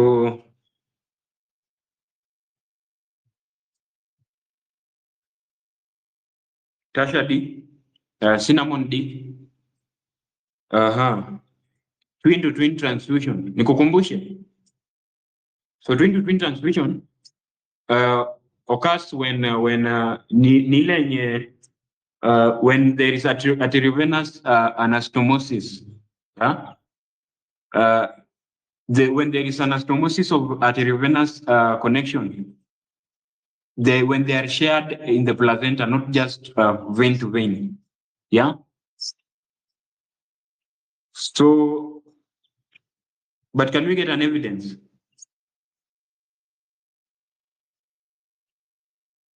Can we get an evidence? I know that anatu block akili.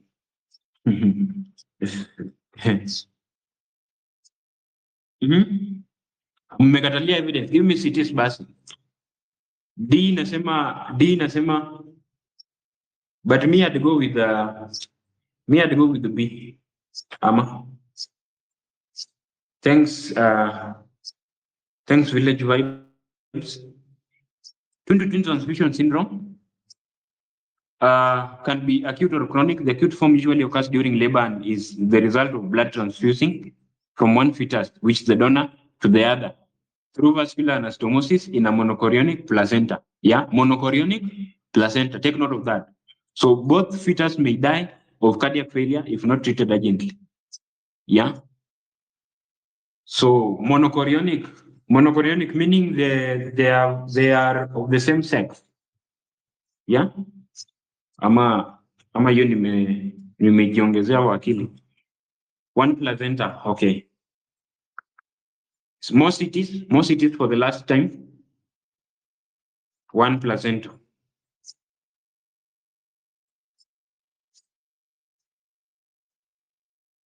City tena. Right? Can I see the question tena? Teremsha question niangalie inasema both are of the same sex.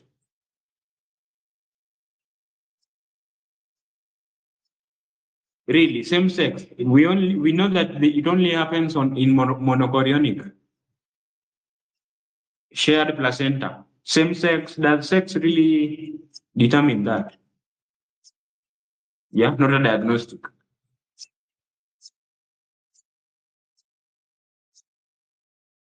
Like in case of monochorionic diamniotic or a monochorionic monoamniotic. Ni lazima wakuwe same sex kweli? I doubt. What I know is that they have to be identical, which is not a diagnostic. Right? Which of the following is not a diagnostic of twin-to-twin transfusions? So jibu ni gani? Can you give me cities?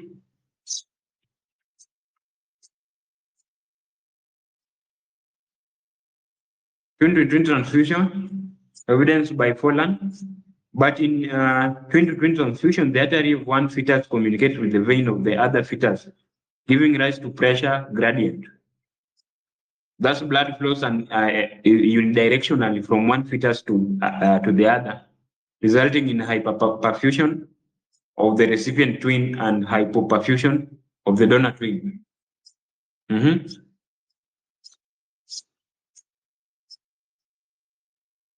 Give me cities from evidence by Folland.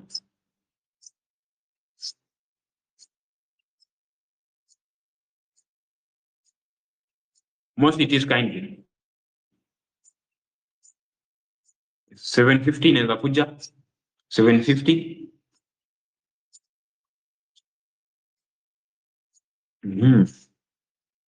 Thank you, Gaston. Which of the following is true about twin-to-twin transfusion syndrome? Yeah.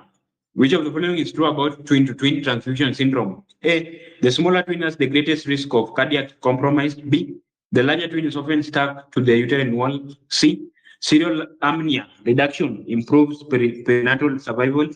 D, fetoscopic laser ablation of the placental vessels increases survival for both. 750. 750. A is right, I think. Yes, 750 ama 749. Kasun going with A, Cheru D, SJA, Keter A, DJA, Fidelia A. So I'm seeing A and D. Brazo D, Stanley D, Vabi D, TJ D. So I'm seeing D and A. Teramisha swali. A inasema the smaller twin has the greatest risk of a cardiac compromise. I think the larger twin who is the recipient is the one who is at higher risk of cardiac failure because the heart is overwhelmed by pumping the extra blood volume. Mama. See the one receiving the at higher risk, the larger twin. Yeah. So A is out. B, let me see B. It results from the larger twin is often stuck to the uterine wall. I think it is the smaller one, the donor, the anakuanga stuck. Yeah, the donor is the one who is always stuck because of lack of amniotic fluid. Yeah. Thanks, Lina. So twin to twin, I had gone through this evidence. Occurs during labor, so it is blood transfusion from one fetus to the other through vascular anastomosis. Where am I supposed to read? Or why did you reshare? The donor is larger. The donor is smaller. The donor is smaller. The recipient is larger.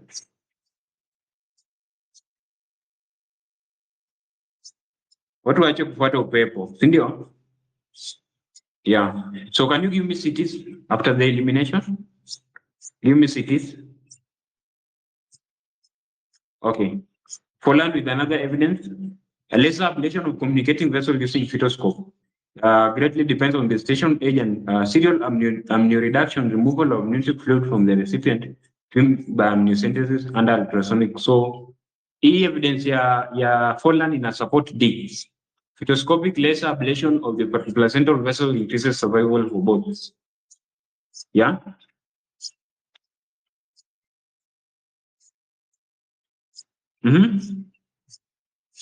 Which is which? Give me cities, Basi.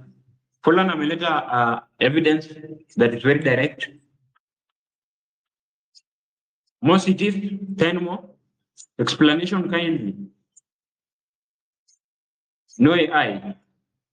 Is this in another slide, Ama? These are slides. These are the studio what? That's not AI.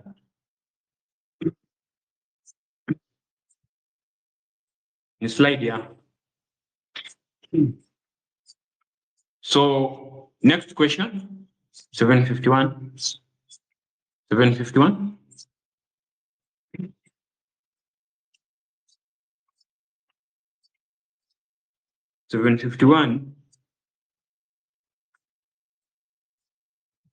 Thank you, Kasun. What will be the result of fats of what? Of failed splitting what will be the result of failed splitting a single fertilized ovum between 8 and 12 days after fertilization?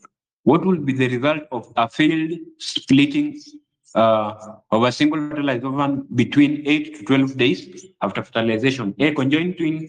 B, monochorionic monoamniotic twin. C, dichorionic diamniotic twin. D, monochorionic diamniotic twin. What happens when there is a fail in splitting of a single fertilized ovum at 8 to 12 weeks? So 751.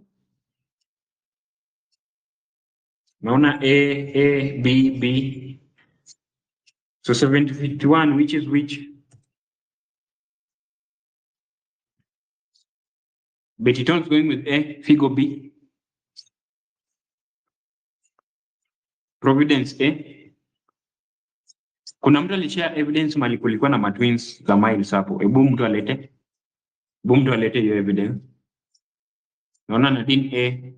So A and B. Naona A and B.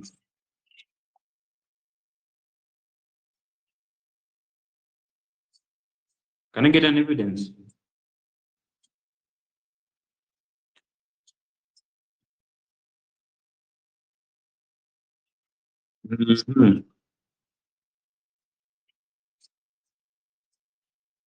Okay, thanks, she made it. So, where mono what? Conjoined twins conjoined twins. This extremely rare malformation of monozygotic twin results from the incomplete division of the fertilized oocyte. It occurs once in 50,000 births, and over half the cases are stillborn. Yeah. Then monoamniotic, approximately 1% of monozygotic twins share the same amniotic sac. Monoamniotic twins risk cord entanglement with occlusion. So which is which? Which is which? Because from what I know is that question is either 8 to 12 weeks, ama beyond 12. 8 to 12. 8 to 12.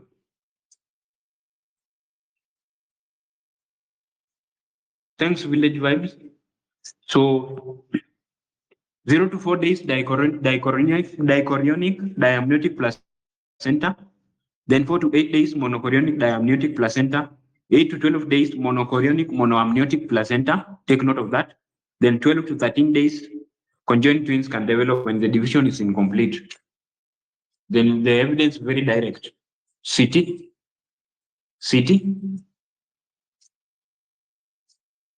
Give me CTs.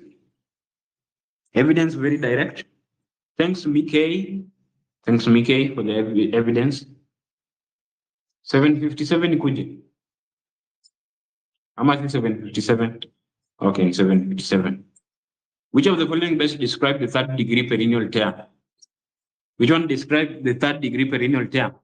Injury to perineum involving perineal muscles, injury to perineal skin, including the fourchette, the hymen, labia and vaginal mucosa. C, injury to perineum involving anal sphincter complex and anal epithelium. Then D, injury to perineum involving the anal sphincter complex. So 757 to anguke nayo. Anguka na 757.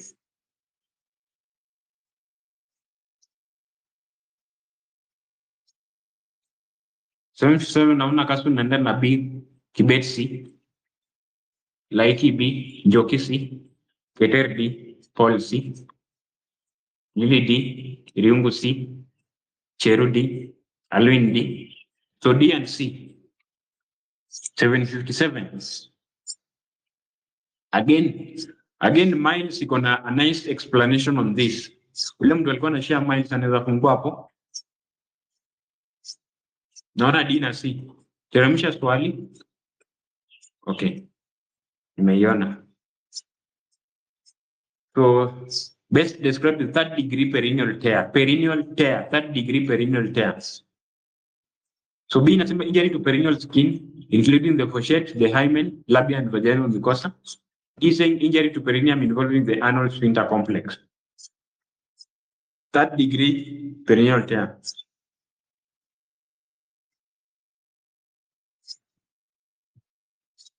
Thanks, Sarah.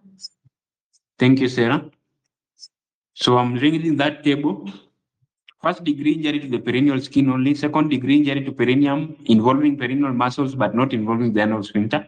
Third degree, take note of that. Injury to perineum involving the anal sphincter complex. Give me CTs. So I see time is not on our side. Give me CTs. Give me CTs. Tufanye moja ya mwisho ama mbili ya mwisho. Moja ama mbili. Moja ama mbili.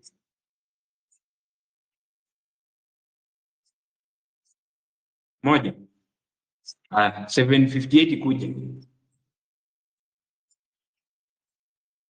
758 kuje tumalizane na tufike even number, unataka tufike 60. Ule mtu wa unit wise atateta. Anza ni D ama C? Answer ni D. Injury to the perineum involves the anal sphincter complex. Very direct from the evidence. Yeah, it was very direct. Just vibe tunasemaje? 758. 758. Naona 756. Ama hizi ni naona hapo. Okay. Which one of the following is not a complication of preterm rupture of membrane? Which one of the following is not a complication of preterm rupture of membrane? A. Preterm birth. B. Oligohydramnios. C. Polyhydramnios. D. Infectious mobility. Anguka nayo kwa umenipea CT. Which one of the following is not a complication of preterm rupture of membrane? 758. Okay. 756 birth. Naona C, polyhydramnios. Yeah? Yeah. If the membranes rupture, the fluid leaks out, leads to oligohydramnia. Yeah? Polyhydramnios is too much excess. Excess of which range? Excess of polyhydramnios. I recheck 751. Time is not on our side. It can be rechecked later. 1500, yeah? Yeah, thank you. Thank you everyone for participating. Thank you for thanks Carson for forwarding the questions. Who was updating the score sheet? Who was updating the score sheet? Who was updating the score sheet?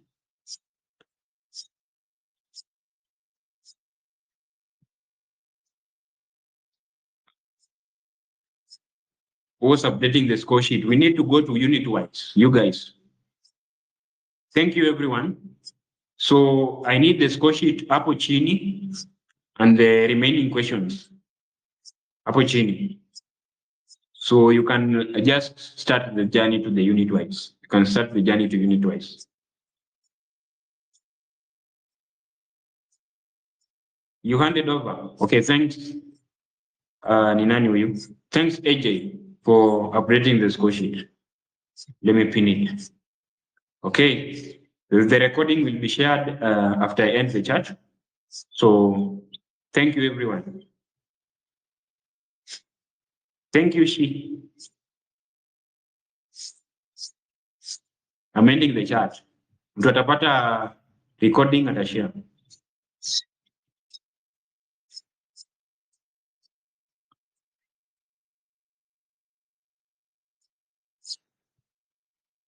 Somebody end the chat for me. Somebody end the chat for me.